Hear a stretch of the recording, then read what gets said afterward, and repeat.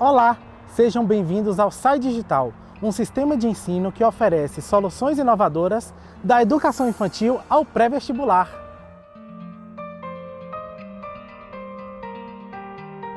Eu sou o Glauco, assessor pedagógico aqui do SAI Digital, e é um prazer falar com você nessa jornada BET Online. Com materiais didáticos hiperatualizados, assessoria pedagógica efetiva, tecnologia educacional relevante e avaliação formativa, criamos grandes diferenciais para as escolas que partilham da mesma missão que a nossa. Conheça a solução que carrega no nome a evolução. Visite o nosso stand e fale com os nossos especialistas. Eles estão preparados para atender a sua escola. Muito obrigado e aproveite a jornada!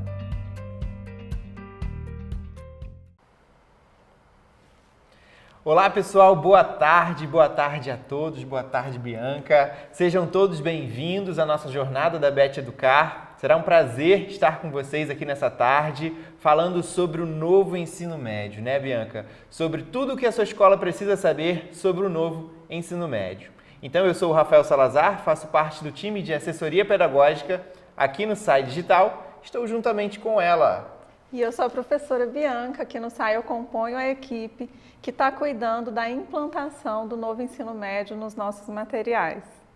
Exatamente. Então, Rafael e Bianca compondo aqui o nosso time do SAI Digital nessa tarde, trazendo para vocês um bate-papo bastante rico, cheio de novidades sobre o novo ensino médio. Não é, Bianca? Exatamente. Bora lá! Então vamos lá, pessoal. Fiz um levantamento sobre os principais questionamentos que as escolas vêm colocando sobre os desafios, sobre as dúvidas, quais são as maiores novidades que esse novo ensino médio traz para a gente. Então nós vamos estar conversando sobre isso nessa tarde. Então, como toda mudança na legislação, ela é regida, não é, Bianca, por referenciais normativos. Quais foram esses referenciais normativos que então estruturaram essa proposta para o novo ensino médio? Então, claro que esses referenciais normativos não surgiram assim da noite para o dia. Eles não só foram criados aí através de bastante tempo, mas também já vêm de referenciais legais e normativos mais antigos, como a própria Lei de Diretrizes e Bases da Educação Nacional dos anos 90, que já mencionava lá a necessidade de uma parte diversificada nos currículos. Mas, diretamente relacionado ao ensino médio, os documentos legais e normativos que ancoram a proposta são a Base Nacional Comum Curricular, que foi homologada em 2018, as novas diretrizes nacionais curriculares, cujo parecer saiu em 2018, mas o documento ainda não está disponível, e, claro, a lei do novo ensino médio, que saiu antes tanto das diretrizes quanto da Base Nacional Comum Curricular em 2017. Perfeito, obrigado Bianca. Então nós já temos aí o respaldo, não é? Todo o respaldo documental, toda a estrutura que a sua escola precisa ter e saber sobre a composição dessa nova proposta. Exato. Só buscar que todos estão disponíveis aí na internet. Exatamente. Bianca, um outro tópico também é muito pertinente aqui sobre que é colocado pelas escolas se refere aos balizadores do processo de aprendizagem. Pode falar um pouquinho para a gente sobre isso? Claro. Então, é muito importante o foco no aluno e o foco na aprendizagem, colocando esse aluno como sujeito da sua própria aprendizagem e como protagonista. E daí vem um outro conceito importante, que é o conceito de protagonismo juvenil, através do qual o aluno exerce a sua coautoria no processo de aprendizagem e a corresponsabilidade também pelo seu próprio desenvolvimento. E a gente pode falar também de desenvolvimento integral. O que isso significa? Não estamos mais nos baseando num processo de ensino através do qual o aluno apenas recebe ali conhecimentos relacionados à intelectualidade, ao desenvolvimento intelectual. Também estão envolvidos aí o desenvolvimento socioemocional e o desenvolvimento físico do aluno. Tudo isso, então, compõe essa perspectiva perspectiva de desenvolvimento integral. E a gente tem também um ponto importante que é a imersão na cultura digital. O que isso significa? Que é importante que o aluno desenvolva trânsito em multiletramentos, em diferentes linguagens digitais, propulsionando assim a sua fluência digital, não só para usá-la na sua esfera privada, porque claro, né, desde cedo aí os alunos já usam as redes sociais, enfim, mas também para usar essa fluência digital nas esferas públicas de uso da língua, né? Por exemplo, na esfera do estudo, na esfera do trabalho, enfim. Perfeito, Bianca. Então, palavras-chave aí, né? Nós tivemos foco no aluno e no processo de aprendizagem, protagonismo juvenil, desenvolvimento integral e cultura digital. Perfeito. São palavras-chave que estão super em alta e que nós precisamos ter o domínio sobre essa nova composição, essa nova articulação, a formação, né, do jovem por completo, não é? Isso é uma premissa muito importante. E agora, falando sobre a realidade escolar, né? Nós temos aqui um embasamento teórico, como foi construído, qual é a proposta, mas e sobre a estrutura? Como que fica então a grade escolar com essa nova organização do novo ensino médio, Bianca? Então, a nova lei do ensino médio determina um aumento da carga horária. E como que essa carga horária vai se dividir? Entre a formação geral básica, que daqui a pouquinho a gente vai falar mais sobre o que é, e entre os itinerários formativos. Então, a gente tem uma carga horária máxima da formação geral básica e uma carga horária mínima para os itinerários formativos, né? Perfeito. Então, formação geral básica, itinerário formativo, nós temos também as eletivas, não é? Vocês já devem ter ouvido falar, então, sobre esses 3 pontos, Bianca. Qual que seria a diferença aí entre formação geral básica, itinerários formativos e as eletivas? Então, a formação geral básica, como o próprio nome já diz, busca assegurar aqueles direitos de aprendizagem essenciais, ou seja, todo aluno precisa passar por essa estrutura ao longo aí do seu ensino médio. E quais são as obrigatoriedades dessa estrutura? É uma obrigatoriedade que língua portuguesa e matemática seja contemplada em todos os anos de escolaridade do ensino médio e é obrigatório também que as áreas de conhecimento estejam presentes durante o ensino médio, não necessariamente em cada ano. Então, as 4 áreas de conhecimento vão precisar compor a formação geral básica durante o período do ensino médio, né? E falando um pouquinho aí de itinerários formativos, né, Rafael? Os itinerários formativos são, então, a parte flexível do currículo. E o que isso significa, né? Que o aluno vai poder escolher, dentro das opções que a escola conseguir ofertar, qual é a sua trajetória, por exemplo, se ele quer focar na área, aqueles amantes da matemática, né, que não é o meu caso, pessoal, vão poder focar na área de matemática ou na área de linguagens, através aí dos itinerários. E aí, sei que não respondi a sua pergunta, que é qual a diferença entre a formação geral básica, os itinerários formativos e as eletivas. Perfeito. Então, formação geral básica, parte fixa do currículo, itinerários formativos, parte flexível que possibilita diferentes arranjos curriculares. E os componentes curriculares eletivos são unidades menores. Vou dar exemplo de um componente curricular que pode ser eletivo, a língua espanhola. Aí a língua espanhola vai compor o itinerário formativo, vai poder compor o itinerário formativo de linguagens. Então pensem nos componentes eletivos ou unidades curriculares eletivas, como essas unidades menores que também vão poder ser utilizadas para compor os itinerários. E lembrando que os itinerários também podem ser feitos por área. Eu posso fazer ali um itinerário de ciências humanas que contemple história, geografia, filosofia, sociologia, e eu posso fazer também um itinerário integrado. Citar um exemplo aqui para os alunos que estão se preparando para o vestibular. Pode haver um itinerário integrado que contemple ciências humanas voltadas para o desenvolvimento das competências de escrita. Então, eu tenho aí uma articulação entre ciências humanas, sociais aplicadas e linguagens. Então, é mais uma diferenciação aí dos itinerários.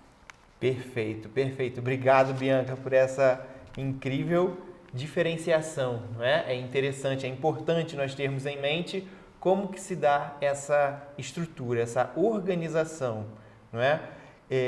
Falando aqui, pegando um gancho na fala da professora Bianca sobre itinerários formativos, muitas escolas vêm colocando, né, quais são as possibilidades de itinerários formativos que nós temos aqui, e essa parte fica a cargo das secretarias, não é, estaduais. Então você pode buscar aí no seu estado como que está a organização na sua Secretaria de Educação Estadual, como que está esse processo. Até aí, meus últimos estudos, parece que São Paulo, né, era o único estado que já está com isso colocado, já está com esse projeto aí pronto, bem encaminhado. Então, procure junto à sua secretaria quais são aí os itinerários, tá, que estão sendo organizados para o próximo Esse ponto ano. é bastante importante e um dos próximos passos para a implementação da nova lei do ensino médio da BNCC é a criação dos currículos das secretarias estaduais e municipais, cuja homologação estava prevista para começar já há algum tempo, mas até o momento que a gente tem homologado, se não me engano, é o currículo de São Paulo,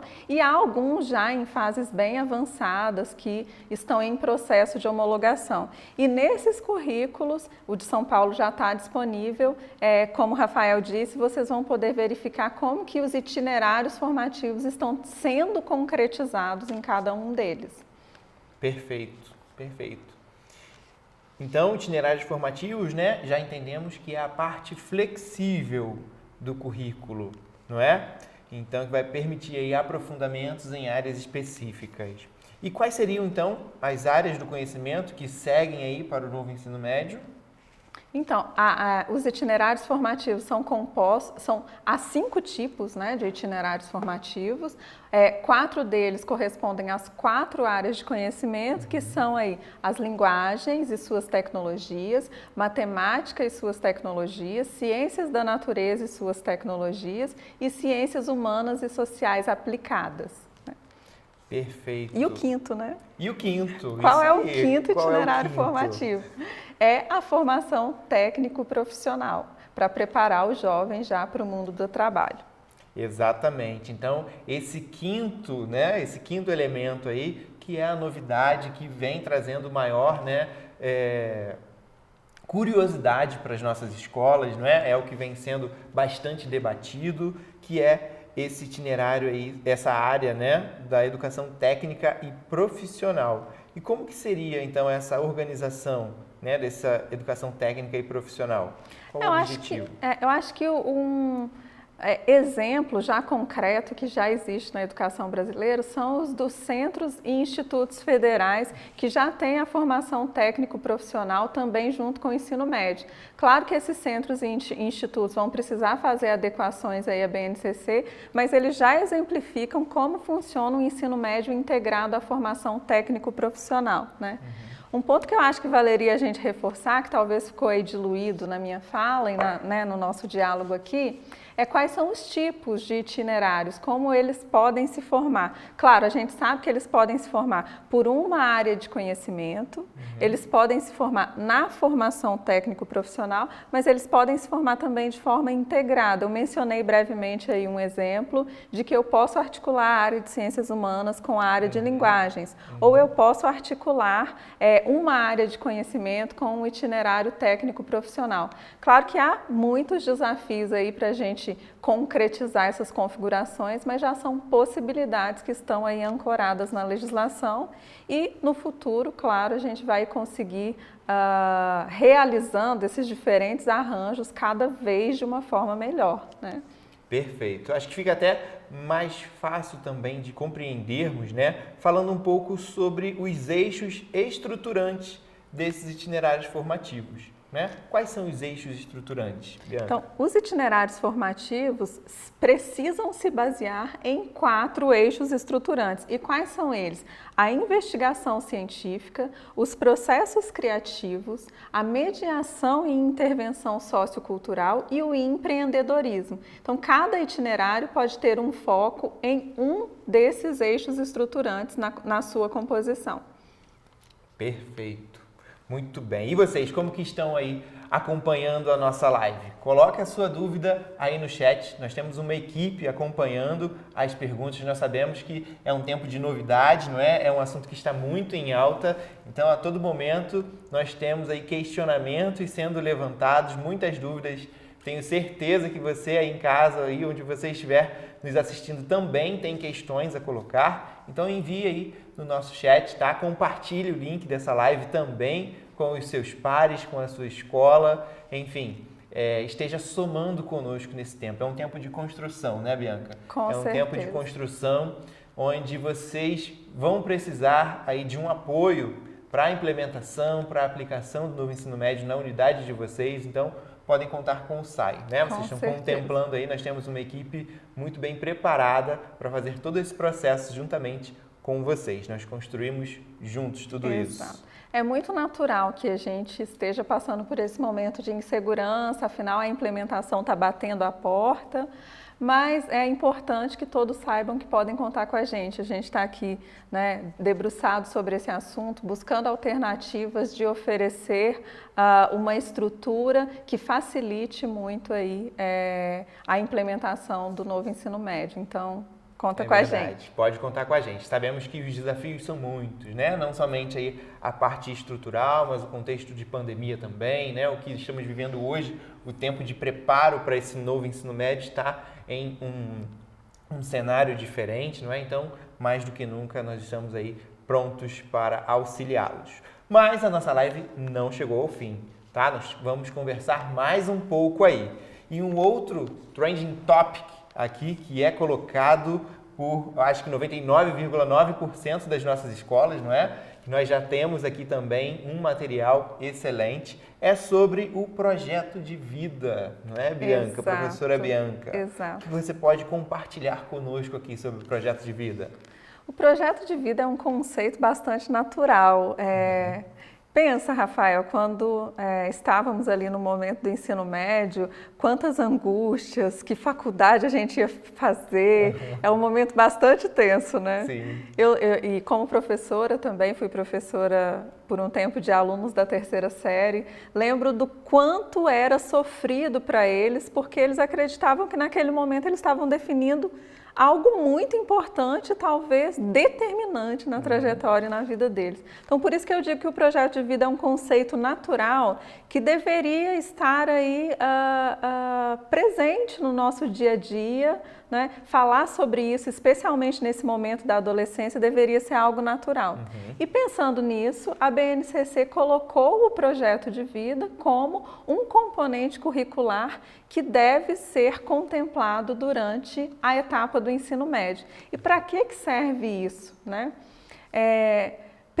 Um ponto importante do projeto de vida é a valorização das diferenças e da diversidade étnico-cultural. Então, para que aquele aluno entenda quem eu sou, de onde eu vim, qual é a minha matriz sociocultural, com o que eu me identifico. E tem uma palavrinha importante para isso, que é autoconhecimento. Então, o projeto de vida contempla a busca por autoconhecimento e favorece isso através de momentos em que o aluno vai estar ali na sala de aula com seu professor focado em construir o seu projeto de vida. Mas além dessa dimensão aí pessoal, identitária, tem uma outra dimensão muito importante do projeto de vida, que é a dimensão sociocultural. Não apenas quem eu sou e qual a minha identidade, mas como eu me coloco em sociedade. Como eu exerço a cidadania, a empatia, a ética e como eu exerço também o meu relacionamento com o outro de forma em que haja respeito, construção coletiva, respeito às ideias do outro, que, claro, obviamente, em alguma medida vão ser diferentes das minhas. Então, essa dimensão sociocultural também é muito importante no projeto de vida. E não poderia faltar a dimensão acadêmico-profissional. Bem, eu sei quem eu sou, qual a minha identidade, sei como devo me colocar em sociedade, com ética, responsabilidade, empatia. E agora, mas qual vai ser a minha profissão? O que eu vou estudar? Eu vou me dedicar à pesquisa? Eu vou me dedicar a outras faces do mercado. Então, é importante que o aluno ancore o seu projeto de vida nessas 3 dimensões: a dimensão pessoal, a sociocultural e a acadêmico-profissional, né? Para que ele saia do ensino médio já muito mais consciente de como ele vai se colocar em sociedade, de quem ele já é e quer ser no futuro, né? Perfeito, perfeito, Bianca. Esse projeto de vida realmente, né? Por que ele não existia na nossa época? Né? Faz falta, fala a verdade. Muita falta, né? Você aí em casa deve se lembrar, né, na sua experiência pessoal no ensino médio, faça uma reflexão. Qual foi o norteador para a sua escolha profissional? Ah, porque o meu pai quis, porque eu acho que vai ser um rendimento financeiro melhor, né? O que te norteou, né? Quando nós entrávamos em turmas de 3ª série, e aí, o que você vai seguir agora? Muitos falavam, né? E aí, agora? Não sei. Como vou tomar uma decisão para minha carreira, né? Não sabe. Ou se já tinha alguma escolha, essa escolha era pautada em outros interesses, né? E não na questão do autoconhecimento, né? Desse cidadão formado completo, né? Um cidadão completo aí, que o projeto de vida busca trazer. Eu sou apaixonado pelo projeto de vida, né? É algo revolucionário que vem aí e tende realmente a trazer um impacto positivo gigantesco na nossa juventude, né? E para as próximas gerações. E temos aí escolas que já estão caminhando, já estão buscando, já têm esse projeto de vida, né? E perguntam muito para a gente, Bianca, e agora, e sobre as metodologias do projeto de vida, não é? Quais são as estratégias didático-pedagógicas que podem ser aplicadas para desenvolver toda essa ideia fascinante? E isso é muito importante, não apenas para o projeto de vida, mas para toda a prática pedagógica. Quais são as metodologias, como você disse, estratégias didático-pedagógicas que vão nortear esse processo que visa, por exemplo, como nós dissemos no início, o protagonismo juvenil, a cultura digital, a autonomia do aluno. Então, nada muda se as estratégias didático-pedagógicas continuarem, as mesmas. Então, é muito importante que os professores estejam atentos a quais mudanças a BNCC e a nova lei do ensino médio traz também para a prática deles em sala de aula, né? E aí, quais são as grandes dicas e estratégias para a metodologia em sala de aula? A gente pode focar na diversificação de métodos. Eu não sei se vocês, eu me lembro bem e inclusive às vezes tentava fugir dessa estratégia, porque como professor a gente sabe que é fácil entrar na zona de conforto, né, Rafael? Sim. De fazer aquela aula sempre no mesmo modelo. Então, assim, cada aula exige uma dinâmica diferente, dependendo de com qual competência ou habilidade você está lidando para desenvolver nos seus alunos. Então, a diversificação de métodos é muito importante. E há também as que já estão bem famosas, né, as metodologias ativas. E a própria palavra já diz, pensem bem, a metodologia ativa combina muito com o protagonismo juvenil. Essa palavra ativa é justamente porque o jovem está no centro ali do processo de aprendizagem e ele também tem corresponsabilidade e coautoria com ele. Então, as metodologias ativas buscam colocar o jovem como protagonista do seu processo de aprendizagem. E aí faltou um ponto bem importante também de estratégia didático-pedagógica na sala de aula, que é a famosa avaliação. Quem aqui não tem uma história de avaliação que amedrontou, né, Rafael? Exatamente. Aquela hora da prova em que a gente fica super intimidado. Mas a avaliação que a BNCC propõe é a avaliação numa perspectiva formativa. E o que isso significa? Tem o objetivo de contribuir com o desenvolvimento dos alunos. Então, não é a avaliação para punir ou para classificar o aluno do melhor para o pior desempenho. É a avaliação para contribuir no seu processo de formação. Então, a avaliação aí não é unicamente sinônimo de prova, não. A prova pode ser, sim, um dos instrumentos, mas é importante que a avaliação, que o professor tenha, inclusive, um olhar constante para a avaliação. Quantas vezes seu aluno não levanta a mão e fala sobre uma habilidade que está sendo enfocada naquela aula e você entende que ele sabe alguma coisa? Naquele momento você avaliou. E um outro ponto importante sobre a avaliação na perspectiva formativa é que ela também deve contemplar o desenvolvimento integral do aluno. Então, não é apenas avaliar conhecimentos relacionados ao conteúdo, mas avaliar também como está o desenvolvimento socioemocional e físico do seu aluno. Ah, mas como fazer isso? Vou fazer uma prova de abordagem socioemocional? Pode até ser, não é o mais recomendado, mas você pode observar, por exemplo, como aquele aluno que tem uma dificuldade de socializar evoluiu ao apresentar um trabalho. Então, naquele momento, você também está avaliando como esse aluno se desenvolveu numa competência socioemocional. Então, duas palavras-chave para a avaliação. Duas expressões-chave. Olhar contínuo e desenvolvimento integral, considerando uma perspectiva formativa. Perfeito, muitíssimo obrigado, professora Bianca. Passou rápido, né, Passou Rafael? rápido, muito rápido, muito rápido. Estamos chegando ao fim, então, do nosso bate-papo, não é? Espero que vocês tenham tido um tempo aqui de aprendizado, não é? Com essa nossa conversa. Espero que tenhamos aí contribuído, então, para o conhecimento de vocês e estamos certos de que muitas dúvidas podem ter surgido aí nesse tempo, né? E aí, como que eles podem fazer em caso de dúvidas, Bianca? Então, não deixem de visitar o nosso stand virtual, que está maravilhoso. E não deixem de buscar um dos nossos especialistas para conhecer mais sobre a solução do SAI Digital. Contem com a gente. É isso aí, pessoal. Um abraço. Tchau, tchau.